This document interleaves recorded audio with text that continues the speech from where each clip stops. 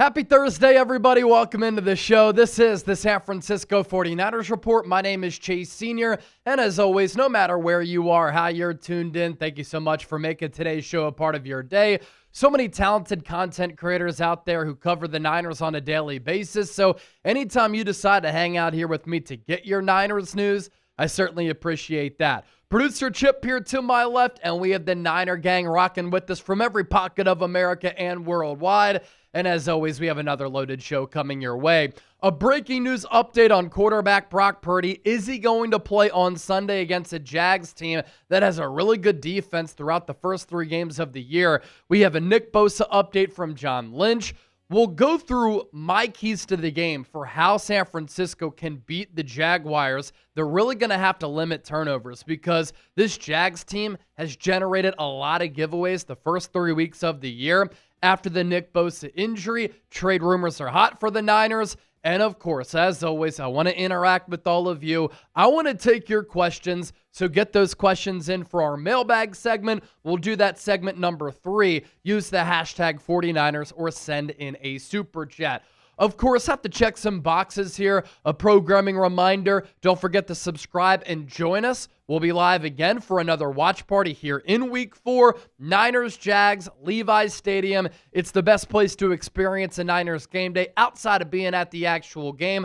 So lock us in, but also hit that bell icon and turn your notifications if you really love the show, because therefore, anytime we do push out a video, anytime we do go live, you'll get that push notification. Also, another reminder, mailbag call. Within your comments, use the hashtag 49ers or send in that super chat. And with 333 people already watching, that number is going to continue to go up. I want to talk some Niners. Let's waste no time. As you come in here, support the show. I greatly appreciate it if all of you hit that thumbs up icon and like the video. The more likes that we get, the more people who can find the stream, the more people who come in here, and obviously the more fun that we'll have. If we get some super chats in, we'll of course hit those ASAP. A super chat, pretty much the YouTube way of sending a tip to your bartender, and it goes a long way in supporting the program. All right. Chip is here to my left. I'm right here in front of the camera. We have the faithful rocking with us, and the official show live on the 49ers Report gets underway right now.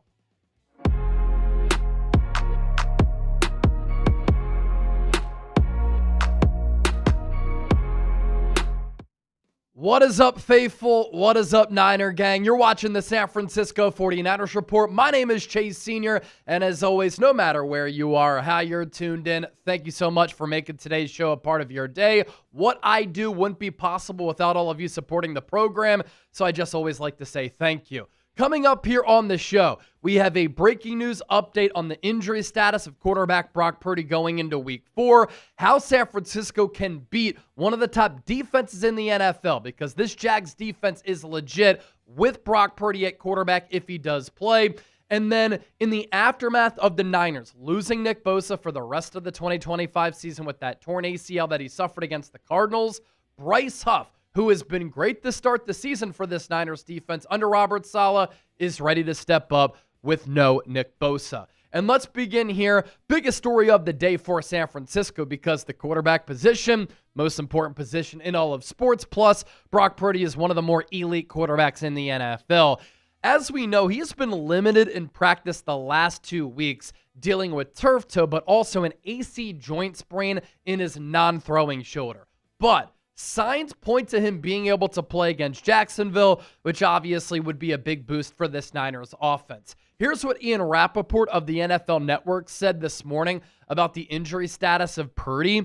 He has been back at practice this week on a limited basis. He actually practiced at the end of last week too. Did very, very little dealing with that turf toe, essentially a sprained toe. Also has that sprained AC joint in his left shoulder that is less problematic.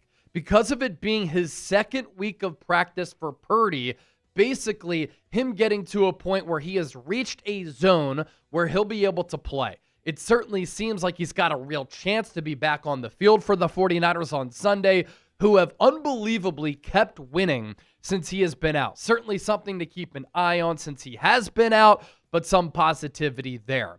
And things have been moving in this direction because Purdy has really progressed well. 10, not Jimmy Garoppolo, Mac Jones. He has played great while Purdy has been out. He's thrown for nearly 300 yards in each of his starts, and San Francisco went 2-0 in those starts. What a great job by him being prepared, playing well, executing, and running this offense nearly flawlessly. And obviously, he had a fumble against New Orleans. He threw a bad pick against Arizona.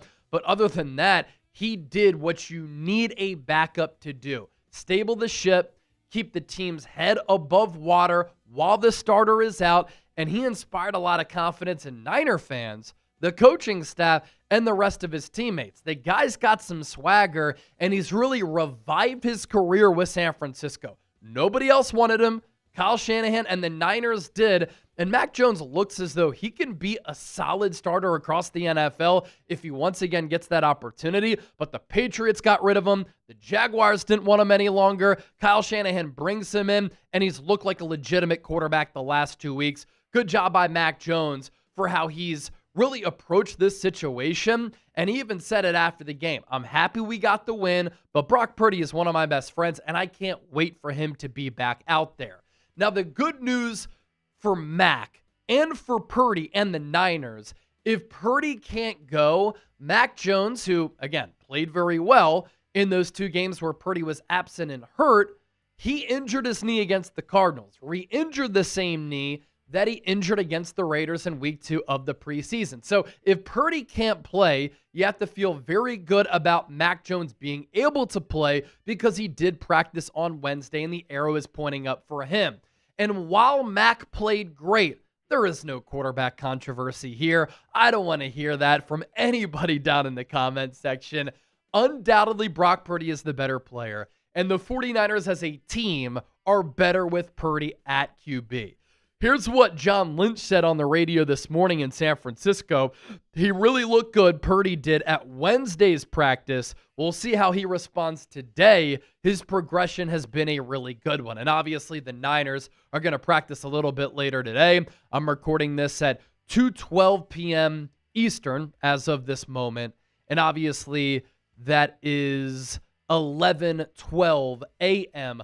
on the West Coast.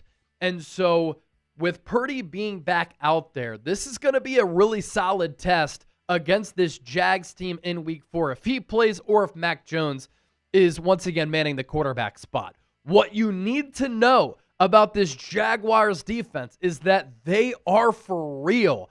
Here's where they rank, and here's some takeaways when I scout Jacksonville on that side of the ball to start the season.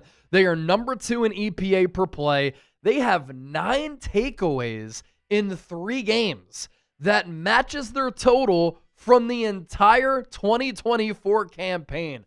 Those 9 takeaways include 7 interceptions the first 3 games of the year.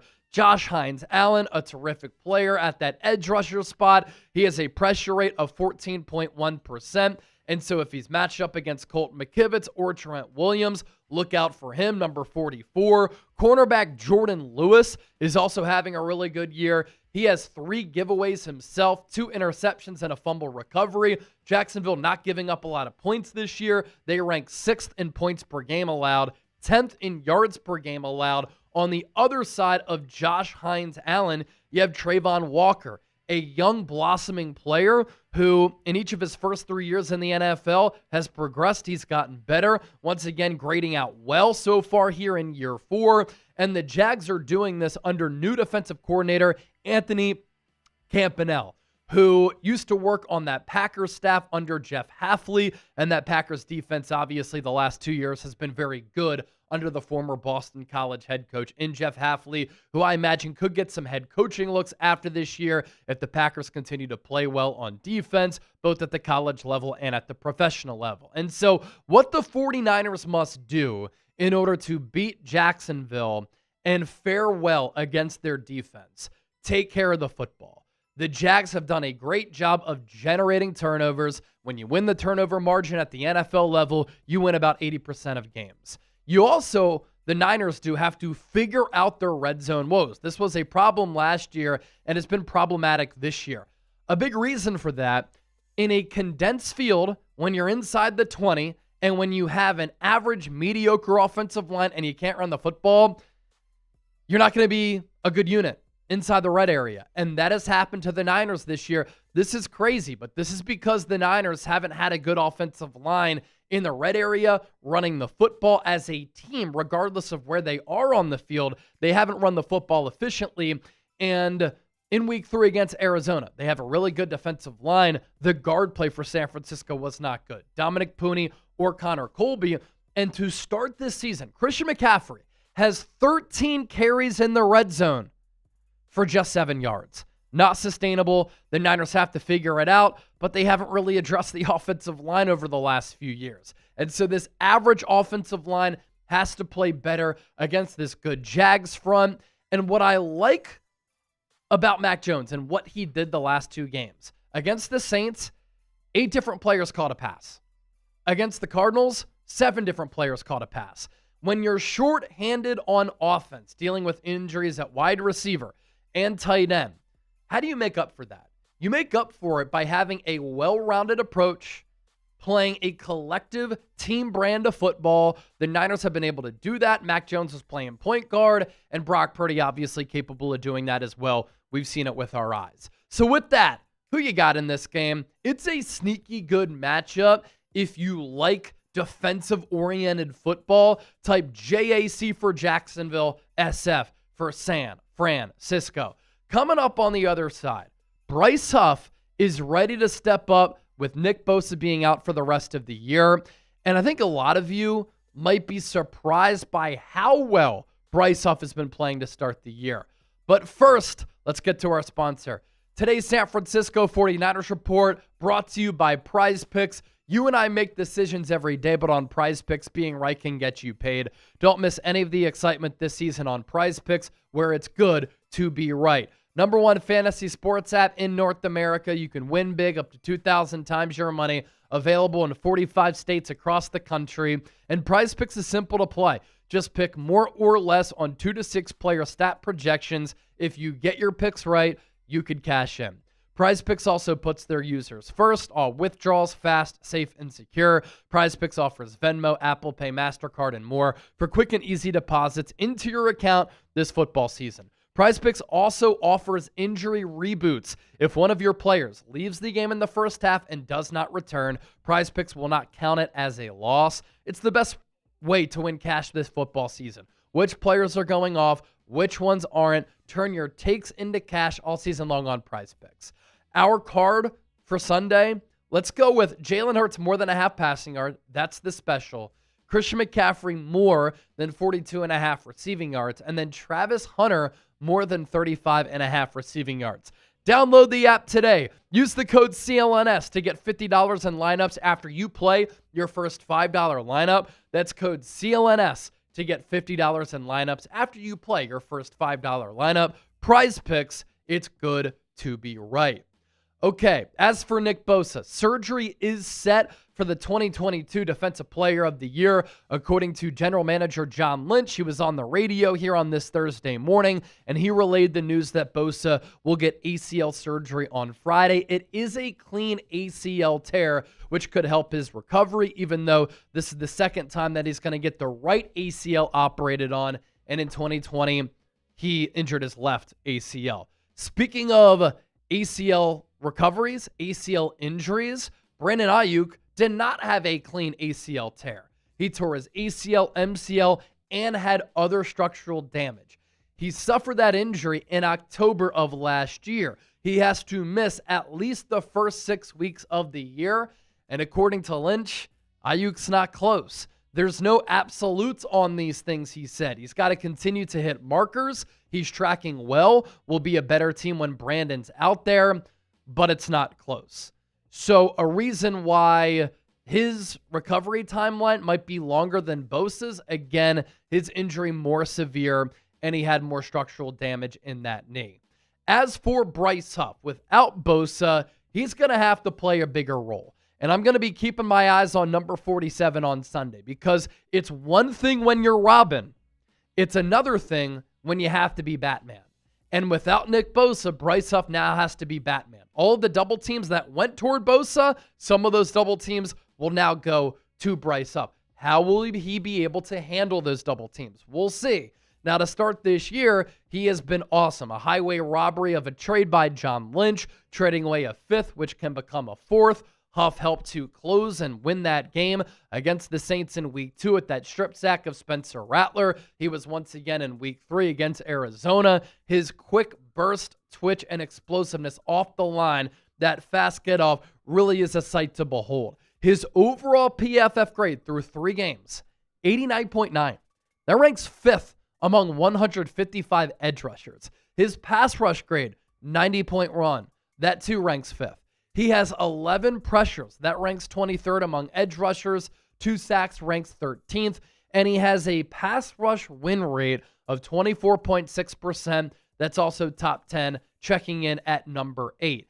And Brian Baldinger, going into week 3, after Huff had that game winner against the Saints, said a lot of the same things that I said back in March when I said the Niners should trade for Bryce Huff, and then after that trade was finalized over the summer.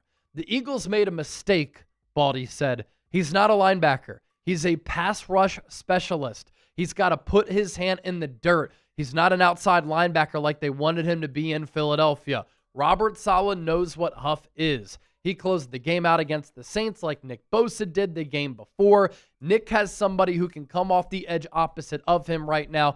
Huff is better than anybody they had over there at defensive end the last couple of years. Now, that sucks to read that, hear that, and listen to that, knowing that they lasted 2+ games together, Huff and Bosa, as an edge rusher duo, because I thought they complemented each other extremely well. But it's also good that Huff has gotten off to a great start, and he looks to be every bit of the player who he was in 2023 under Robert Saleh when he had double-digit sacks and 67 pressures. Here's what Huff said about Bosa being out.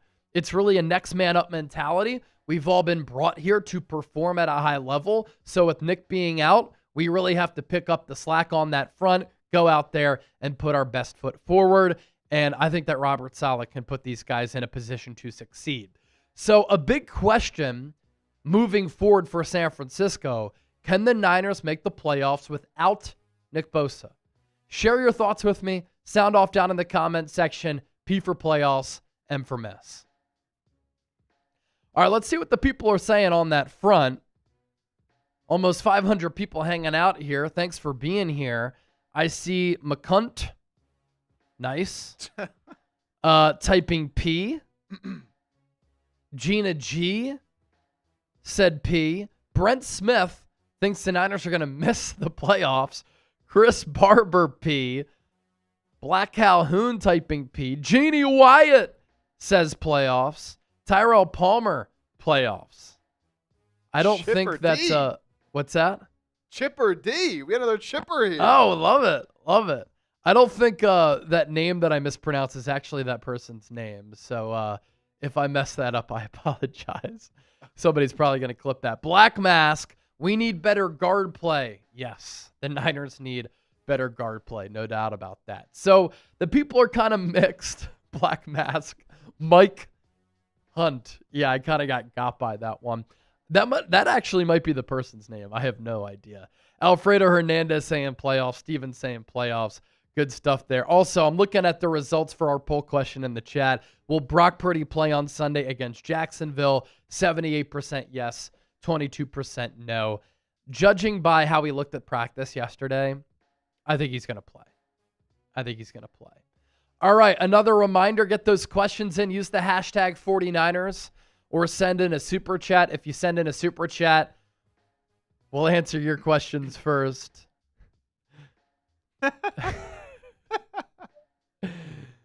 MAKUNT.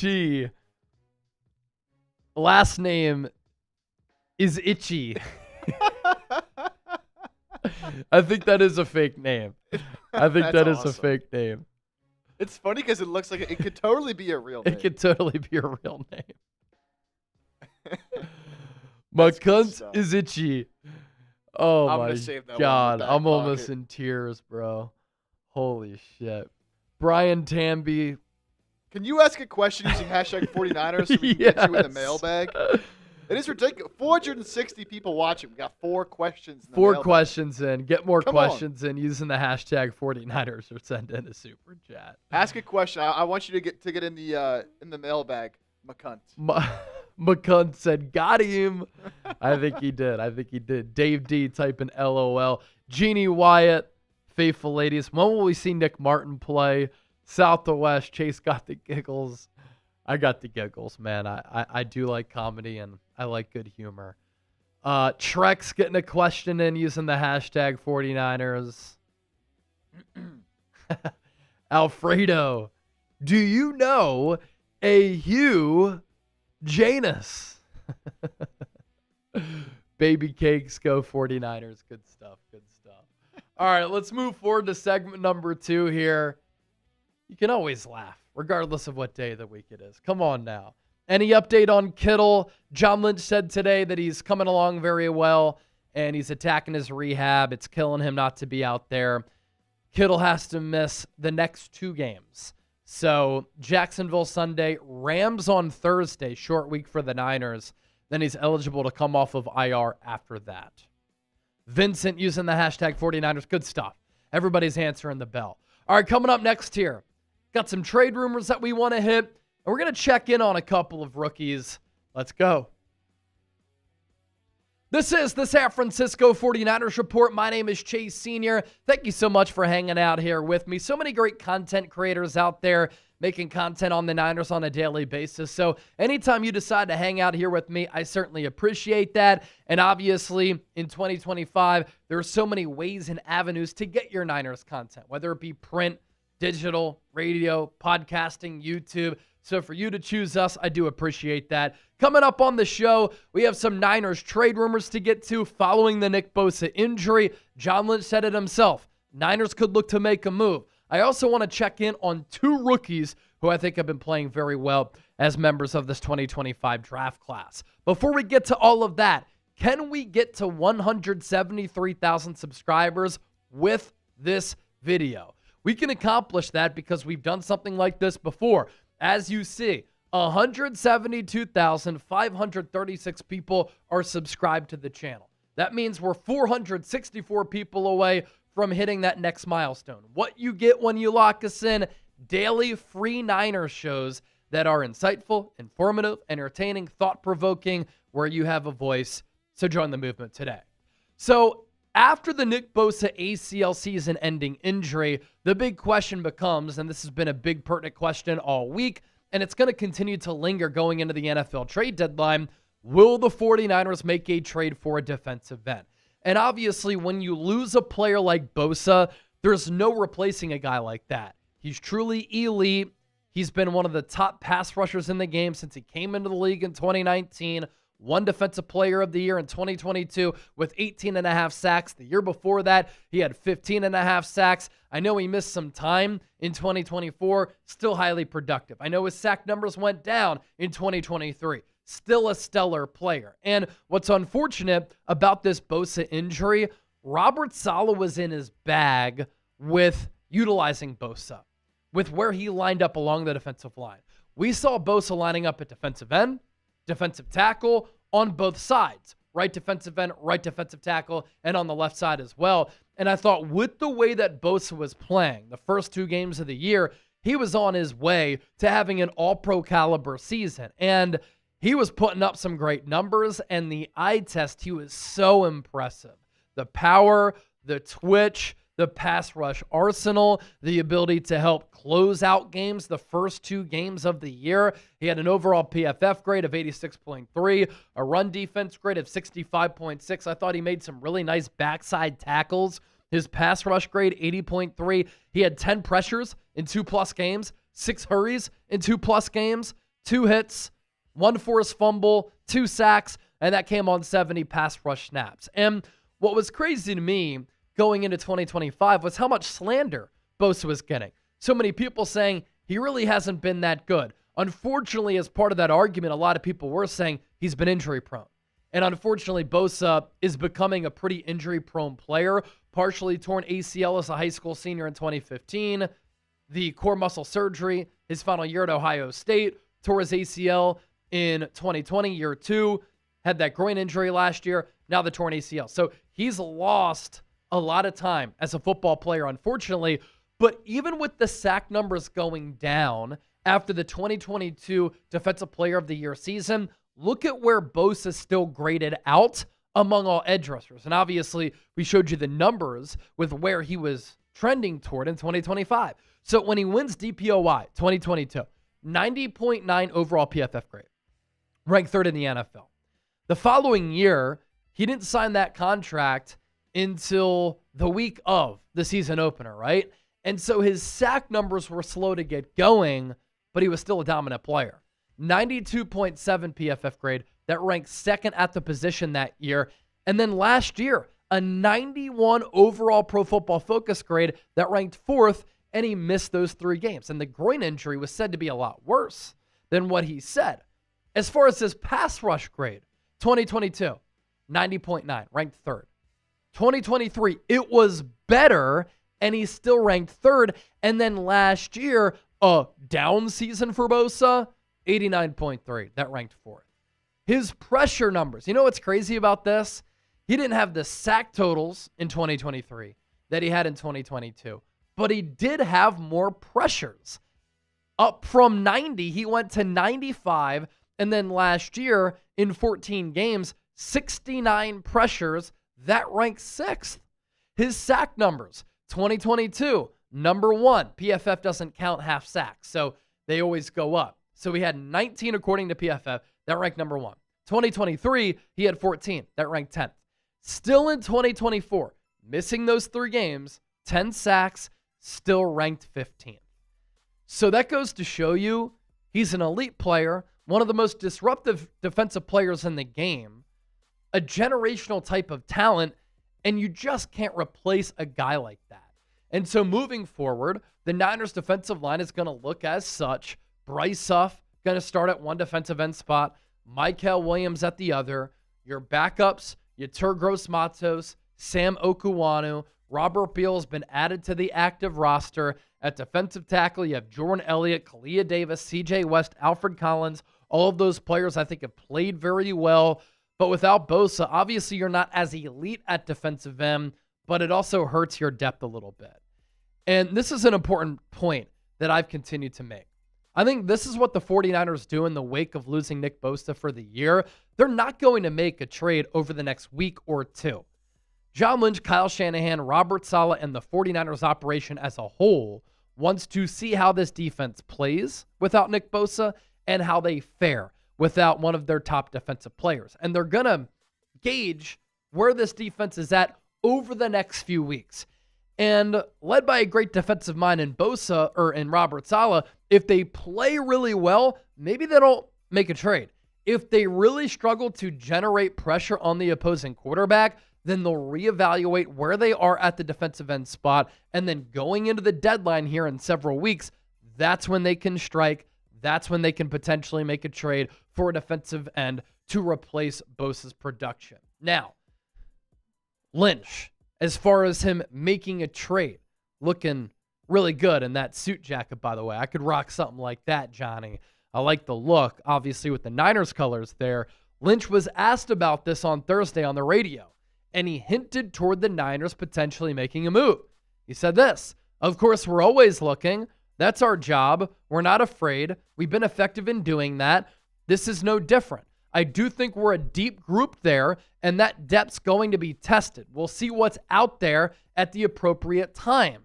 When he mentions appropriate time, he's not talking about right now in the immediacy of losing Bosa. He's talking about gauging where this team is at and how they play in the lead up to the deadline. And Chip, I like how you went full screen here because Lynch also mentioned something else. He mentioned the Niners being aggressive. Say what you want about John Lynch and Kyle Shanahan running the organization, right? They've been very aggressive in trying to improve their ball club. And you think all the way back to the moves that they have made in season to improve their team. Traded for Jimmy Garoppolo early on. Traded for Emmanuel Sanders in 2019. Traded for Jordan Willis. Traded for Charles Omenihu. I believe they traded for Arden Key. That may have been a free agency acquisition. But if not, traded for Chase Young, traded for Christian McCaffrey. They have made moves in season to improve their roster, especially when they look at themselves as contenders. And with the Niners getting off to a 3-0 start, they have shown that they are contenders in the NFC, in my opinion, because they're really playing good football in all three phases: offense, defense, special teams. And so I've thrown out a bunch of trade targets who the Niners could go after. My dream targets, Trey Hendrickson is number one by far. 17.5 sacks the last 2 years. No player in the NFL has more. Trayvon Walker is a young player who the Jags have not signed to a long-term contract extension. He's a terrific player.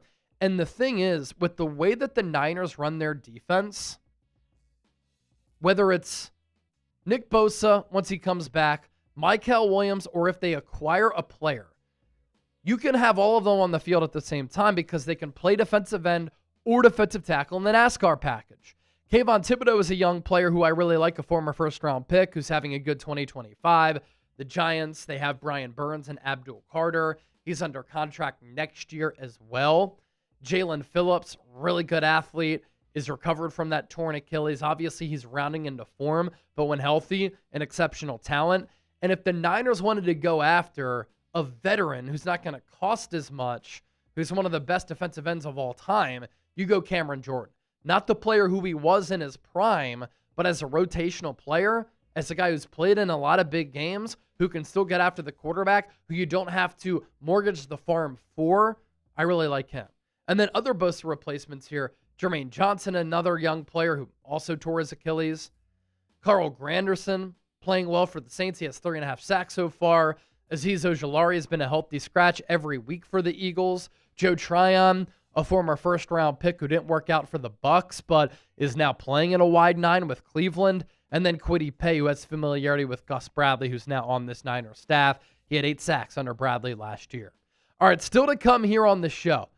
We checked the box of some potential trade targets, talking about some trade rumors for the Niners after that Nick Bosa injury. I want to check in on a couple of rookies. So we'll do that on the other side. But I do want to give a shout out to our sponsor, Tushy. Thank you so much to Tushy for making today's San Francisco 49ers Report possible. This is such a great product, and I encourage you to buy it because it's going to change your life. A healthy butt is something that is great for your hygiene, but it also makes you feel good. What is Tushy? It's the everyday luxury bidet that instantly transforms your bathroom habits and your bottom health for life. 99% of people who wash with Tushy Wave feel cleaner and fresher after going to the bathroom. Tushy Wave instantly modernizes your daily routine and bathroom with a super sleek seat plus 2 separate front and rear nozzles for the most complete clean. It also features a soft close lid and seat that's slam-proof for a gentle, luxurious finish. Every Tushy bidet easily attaches to your existing toilet without the need for additional plumbing. This is daily decadence with practical benefits. Over half the people who wash with Tushy soothe their hemorrhoids, and 9 out of 10 people reduce itching and discomfort. Tushy bidet gives you 2-in-1 benefits: reducing irritation and preventing micro tears with soothing water instead of scratchy, cheap toilet paper or damaging wet wipes. It's also easy to use. Sit, cleanse, and dry using the built-in air dryer. That's right. Cleaning yourself after using the bathroom is now hands-free. Remember, a-hole is only a dirty word if you wipe. For a limited time, our listeners get 10% off their first bidet order when you use the code CHAT at checkout. That's 10% off your first bidet order at hellotushy.com/chat when you use the promo code CHAT. Let's check in on a couple of rookies here. And I think as a whole, the 49ers 2025 draft class is shaping up and shaping out to be a really special class. This is on top of what the Niners did in 2024. And I really like the returns of the 2024 class as well. And when you hit on consecutive drafts, if you continue to hit in the draft, it just allows you to be a viable, consistent contender because you're able to just continue to have really deep, talented, and deep, affordable rosters, which is an ideal team building strategy. As for Michael Williams, first overall pick for San Francisco, 11th overall in the draft. The pressure leaders going into week 4 among rookies. Michael Williams tied for second, alongside James Pierce, right behind Abdul Carter, who has 11 pressures to start the year. And Michael has really turned it on the last 2 weeks. He did not play well week 1 against Seattle, but there was a reason for that. He's come out the last 2 weeks and he's played dominant football, whether he's playing defensive end or defensive tackle. He's played with violence. He's played with physicality. He's played with a lot of power. And in the last 2 games against the Saints and the Cardinals, he's tallied 9 pressures. So all of his pressures have come the last 2 games. He's also had 6 stops, and he's been excellent as a run defender. That's why the Niners drafted him. They knew and thought he was going to be an elite edge setter and run defender from the jump, and then develop into a good pass rusher. Well, he's already an elite run defender, and right before our eyes, he's turning into a really solid pass rusher from defensive tackle and defensive end.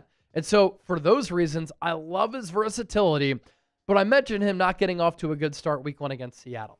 He didn't play at all in the preseason. He was injured a lot the last couple of weeks of the preseason.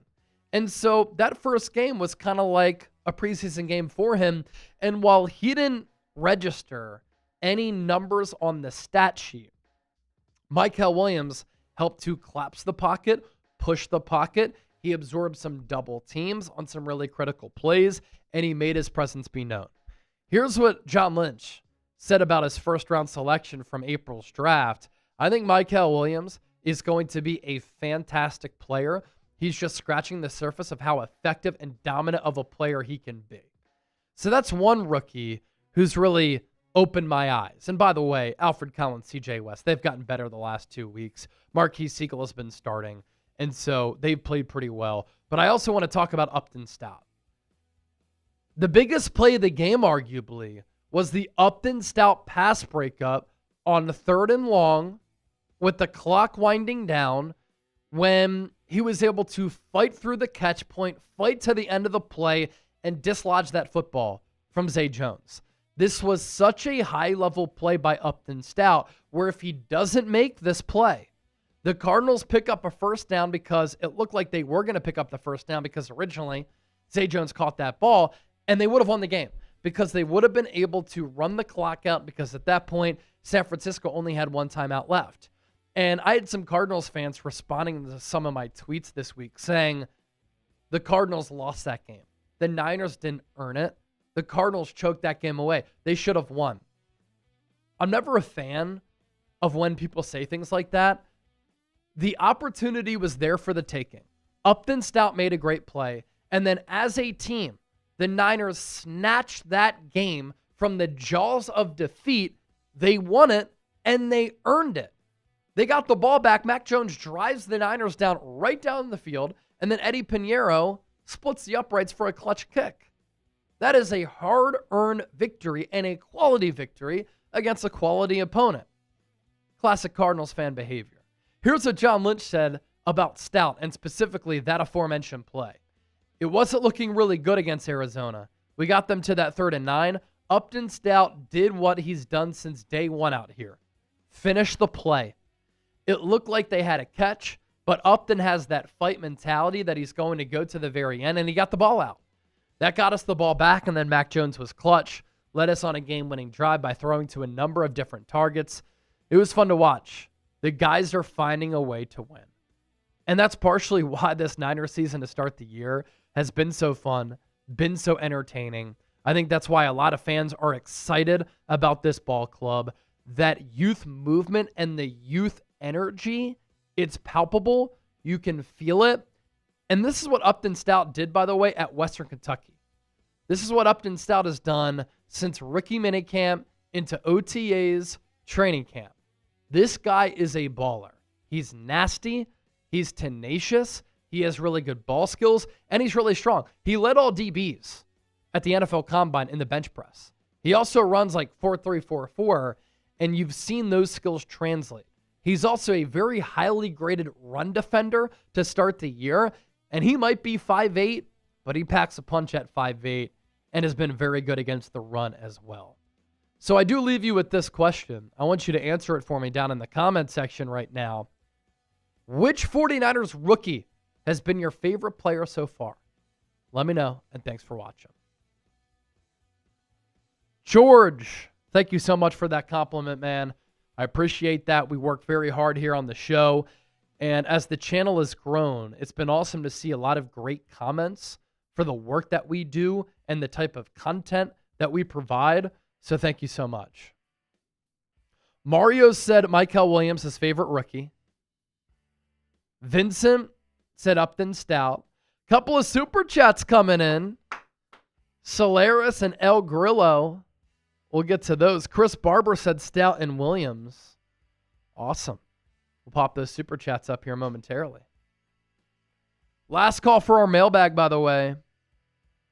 Use the hashtag 49ers or send in a super chat. You guys did a good job getting those questions in since we asked last time. Let's see. There's a couple super chats we'll get to. Yeah, we had a bunch of questions, so awesome. Good stuff. That's great news. And we'll get to your super chats here in just a moment.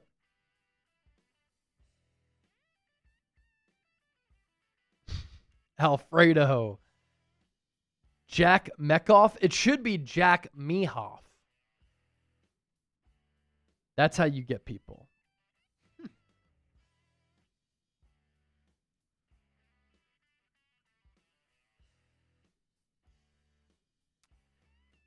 All right, first we got Solaris MC sending in the super chat. Great to see this urgency in this Niners team this year compared to last. 2 big late drives, two close games out. Where was this last year? Wasn't here. It wasn't, and the 49ers were such a mentally, spiritually, and physically broken team last year. And when you're fragile like that, late game execution doesn't happen. But this year, the Niners believe. This year, they have a really tough mindset. They have a lot of intestinal fortitude. They have a lot more fight. And it's been really fun to watch. El Grillo, we'll expand on that in the mailbag, by the way. Hear the new update about Bosa? Yes, he's going to get surgery on Friday.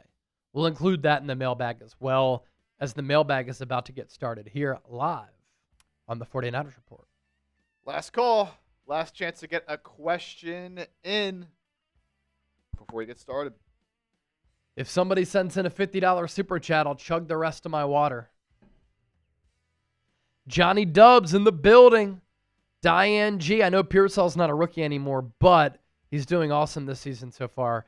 Diane, Ricky has been incredible. He is number 3 in the league in receiving yards. He's number 1 in air receiving yards. He's number 1 in contested receiving yards. And in his last 5 games, going back to last year, he's gone over 100 yards 3 times. El Grillo, Bosa, he's nuts. I love it, man. I like how people are bringing some humor to the show here today. All right, mailbag time. Let's take your questions. Let's talk some Niners because that's what we do.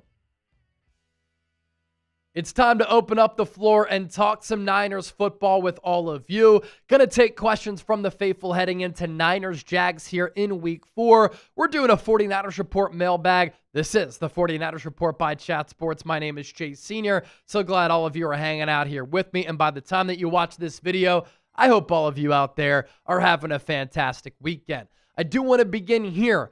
Subscribe to the channel for elite Niners shows that come your way every single day on YouTube, but also we go live for every single Niners game. And the real ones say it's the best place to experience a Niners game day outside of being at the actual game. And we routinely go over 100,000 views for all of our watch parties. So join us Sunday, Niners, Jags, Levi's Stadium, week 4 matchup, a sneaky good matchup between 2 really solid teams through 3 weeks. Lock us in, hit that sub button. And don't forget also to turn on your notifications by hitting that bell icon, select all. Therefore, anytime we push out a video like this, anytime we go live, you will be notified.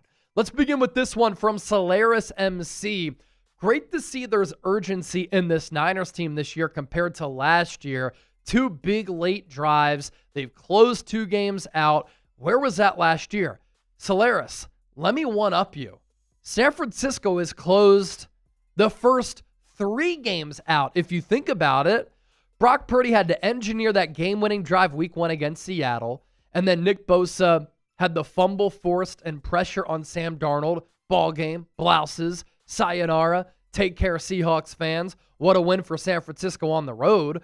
Week 2, the Niners go on the road with Mac Jones, a backup at quarterback. He plays pretty well, but then the Niners able to close the game out defensively against New Orleans. Second to last drive, Nick Bosa had that huge sack when it was a 1-score game. And then the final drive of the game, Bryce Huff with that explosive, twitchy get-off, got into the backfield in an instant, strip sack of Spencer Rattler. Week 3, the Niners defense holds against Arizona, and Mac Jones engineers that beautiful game-winning drive. Called by Kyle Shanahan, especially with that screen pass to Christian McCaffrey. Eddie Pinheiro at the buzzer. Eddie Pinheiro became Eddie Dinero. And so the Niners have been able to come through with 3 one-score victories, all of those games literally coming down to the final seconds. And I don't think the Niners win those games last year. And I think in 2024, coming off that heartbreaking, crushing Super Bowl defeat that took a physical toll, and also they had a shorter offseason. When you lose a game of that magnitude the way that the Niners did, it takes a mental toll as well. I thought last year San Francisco was physically, mentally, and spiritually fragile and broken. And instead of finding ways to win, they found so many ways to lose. And they lost so many close games for a variety of reasons. And so that's a reason why I think Niner fans are so excited about this year. And maybe San Francisco isn't a Super Bowl team, right? But you were seeing the future of the Niners take place with all of the young players on this team. And that is great news for Niner fans. That is something to be very excited about. El Grillo 420. I know a lot of people in California like the digits 420. $2 super chat. Do you hear the new update about Nick Bosa? So Bosa, surgery Friday. It is a clean ACL tear, and we'll see when he's able to come back. Now, according to Dr. Nirav Pandya, when you have a second ACL repair in the same knee, which is the case for Bosa, he has 3 ACL reconstruction surgeries in total. Sometimes that recovery timeline is actually longer because you're dealing with more scar tissue in there. And so that's a negative. The plus is that it's as clean of a tear as it gets with the anterior cruciate ligament. And I would imagine Bosa is going to be out for the next 9 to 12 months. And it stinks. Other players are going to have to step up like Mykel Williams and Bryce Huff. Maybe the Niners make a trade going into the deadline, but there is no replacing 97. The guy's a really, really special and elite player. And for people out there also to say he deserved it because of his political affiliations, you're ridiculous. And you should never wish upon an injury on somebody.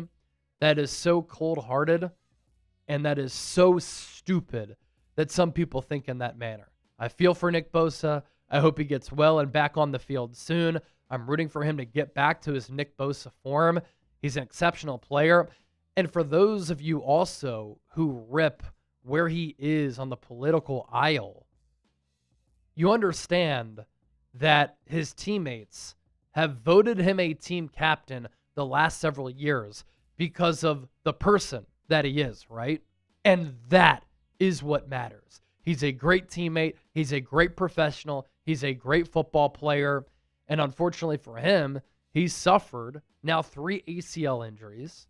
He's suffered a lot of injuries in his career. The guy loves the game of football, and you could see the pain and anguish in his face. How upset that he was because he knew it right away that he tore his ACL. He knew right away he was going to be out for the rest of the year, and he was crushed. You want players for the team that you root for to care. And Nick Bosa, he cares a lot. John Wallace, would you start Mac Jones or Brock Purdy? Knowing it's a short week going up against the Rams, and to save any kind of possible entry, knowing our history of events. Look, I've said this on the show. Anytime a Niners player is injured, we always have PTSD, right?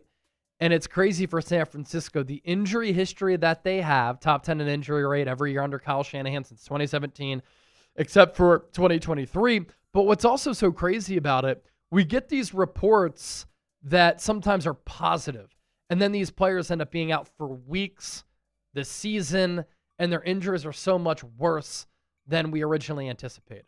Now, going into week 4 against Jacksonville, this Jags defense, one of the top units in the NFL. If Brock Purdy is healthy, I would play him. If he's not, I would play Mac Jones. The Niners have shown that they can win with Mac Jones, that he can play well for Kyle Shanahan, that he can run this offense and execute it at a very high level. And so it really all comes down to that. If I'm Purdy, if I'm the Niners, don't risk re-injury. Joe Burrow is out until December because he had a worse form of turf toe. Brock Purdy lucky to just miss a couple of weeks. But judging by how he looked at practice this week, I think Purdy does play. If he can't, Mac Jones did re-injure his knee on Sunday against the Cardinals. He, too, has practiced this week, and so it looks as though he'd be able to play. Brent Smith, Nick Bosa is our best and most valuable player. How will the team make up for Bosa's absence? See, I disagree with that because I don't think he's more valuable than Fred Warner. Fred Warner is the conductor of this Niners defense. Fred Warner is the engine that makes this Niners defense go. And he elevates everybody else around him. What's crazy about Fred Warner's career, not only that he's on a Hall of Fame track, that he's one of the best defensive players in the game, a generational linebacker for an organization that has had great linebackers, it's his durability. Fred Warner, everybody knock on wood, has missed one game in his entire career. Last year, he had a broken bone in his ankle in week 4. He did not miss another game. Even when the season was over in week 18, Fred Warner against Arizona still started and still played. The guy is an Iron Man. The guy is a consummate pro. He's a phenomenal leader, but he is the best player on defense. You lose him, your second level becomes more leaky.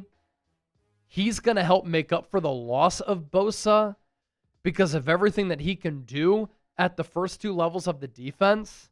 I would say Fred Warner is more valuable and better than Nick Bosa. He's also been more durable, which factors into that conversation. Now, how do you make up for Bosa's absence? You're going to have to blitz a little bit more. The secondary is going to have to hold up. You're going to have to get creative with personnel usage, like using Jair Brown at big nickel hybrid linebacker a little bit more. You're going to have to run some twist stunts and gains to just try to get free runs and free hits on the quarterback to generate a pass rush. And other players are going to have to elevate. Robert Saleh is going to have to put them in a position to succeed. Not going to be easy. There's no replacing Nick Bosa. Today's poll question is this: do the Niners need to make a trade after the Bosa injury? I think they're going to gauge to see where this Niners defense is at, and then they'll act maybe on a trade coming up here in a few weeks. Type yes, type no. More of your questions coming up on the other side. But today's San Francisco 49ers report is brought to you by Prize Picks. I love using Prize Picks. It is the #1 fantasy sports app. You can win big up to 2,000 times your money. And look, you and I make decisions every day. But on Prize Picks, being right can get you paid. Don't miss any of the excitement this season on Prize Picks, where it's good to be right. It's very simple to play and easy to play. Just pick more or less on 2 to 6 player stat projections. If you get your picks right, you could cash in. Prize Picks is also the best way to get action on sports all across America. They put their users first. All withdrawals, fast, safe, and secure. Prize Picks offers Venmo, Apple Pay, MasterCard, and more for quick and easy deposits into your account this football season. Which players are going off, which ones aren't. Make your picks in less than 60 seconds and turn your takes into cash all season long on Prize Picks. The best place to win cash while watching sports. Join the millions of users and sign up today. Our 3-pick power play for week 4. The special from Prize Picks. They always have a special every week. Be on the lookout for that. Jalen Hurts more than a half passing yard. He's obviously going to throw for 1 or more passing yards. Christian McCaffrey, he's top 15 in receiving yards this year. Christian McCaffrey, more than 42.5 receiving yards. Travis Hunter, more than 35.5 receiving yards. Download the app today. Use the code CLNS to get $50 in lineups after you play your first $5 lineup. That's code CLNS to get $50 in lineups after you play your first $5 lineup. Prize Picks, it's good to be right. Rick Claessens. Will Ricky Pearsall be ready to play on Sunday? Thank you, Chase, from the Netherlands for the daily shows. Man, it is so cool to me how people watch this program from all around the world, and it goes to show you how popular the Niners as an organization are and is. My theory for that, when the NFL really started to gain traction and popularity was in the 1980s, the 1990s. Well, what was the team of the 80s? It was the San Francisco 49ers. And so when the NFL just started to become very popular, the Niners were the best team. And naturally, a lot of people gravitated toward the Niners. California, also a massive state. But San Francisco has an iconic brand, iconic logo. They're so marketable, and they've had great teams over the years. So that's why they have such a worldwide fan base. As for Ricky Pearsall, keep in mind, this video is going to come out over the weekend. I'm recording this show on Thursday, September 25th. Ricky Pearsall did say on Wednesday, if there were a game today, I would play. If Pearsall can't play, and how about the start that he's off to? Number 3 in receiving yards going into Thursday Night Football. Number 1 in air receiving yards. Number 1 in contested receiving yards. Going back to last year, his last 5 games, he's gone over the century mark in 3 of them. He's been fantastic. The Niners needed him to take a leap. The leap has happened. If he can't play, though, looks like Jawan Jennings is going to be able to play. Kendrick Bourne has been awesome for this team. Demarcus Robinson is coming back, and they'll be able to survive without Pearsall. But obviously, you want to see the continued development for him. You want to see the rapport that him and Purdy can continue to build on and build off of after what they did in week 1. Looks to be a dog and a special player. Jeannie Wyatt, always representing for the faithful ladies. If you're a faithful lady, meaning you're a woman who likes watching the 49ers and the 49ers Report, type faithful lady down in the chat. When will we see Nick Martin play? That is a fantastic question. And some people have been baffled by him being inactive the first 3 weeks because they're like, well, can he play special teams? He can, and he did that at Oklahoma State. I think the thought process here for the Niners, we saw in the preseason the upside that he has. But you saw in the preseason him miss a lot of plays. He's a little bit raw. He's also a little bit smaller. But everything that we've seen from D. Winters is what we saw from Nick Martin.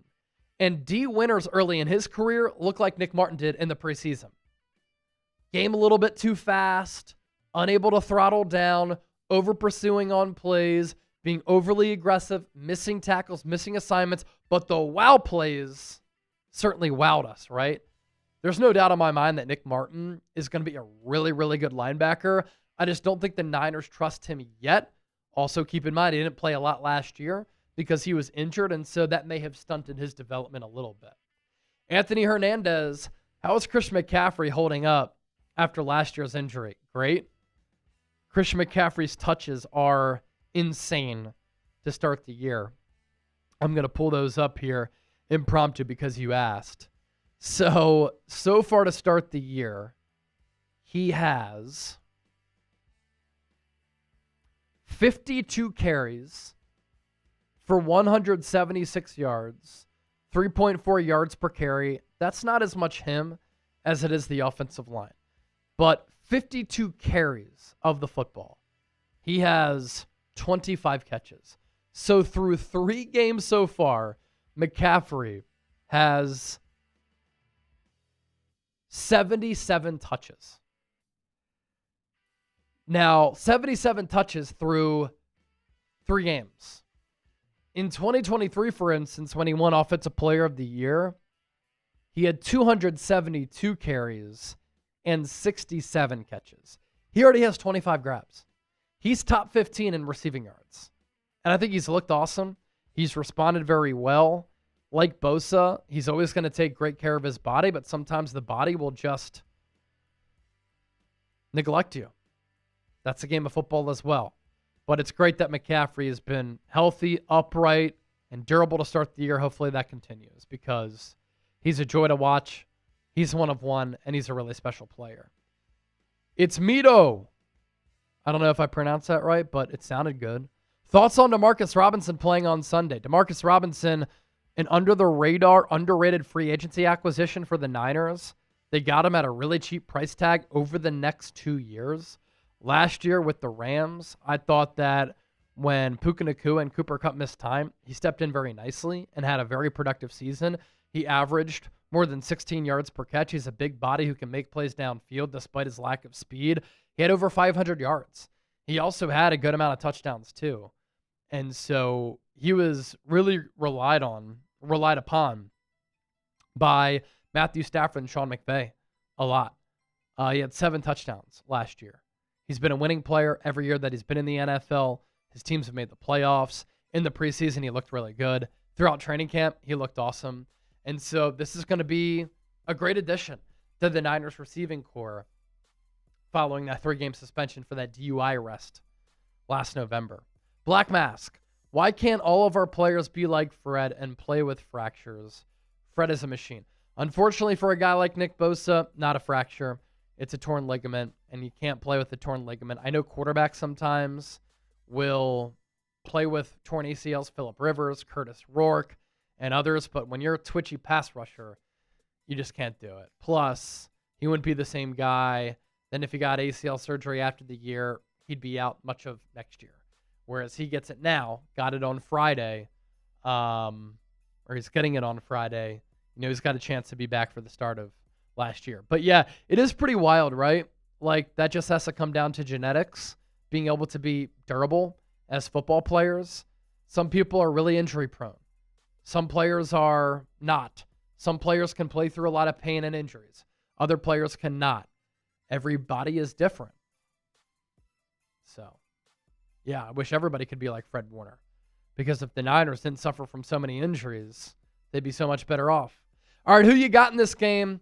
JAC for Jacksonville, SF for the San Francisco 49ers. It's a sneaky good one here in Week 4. Get those predictions in. And as always, thanks for watching the show. All right, awesome live show here today. Thanks to everybody for tuning in. Content to come in the days leading up to kick. We'll next be live on this channel Sunday for our watch party. I'll be live with Larry Krueger tomorrow on the Krug Show. As of right now, that is still happening.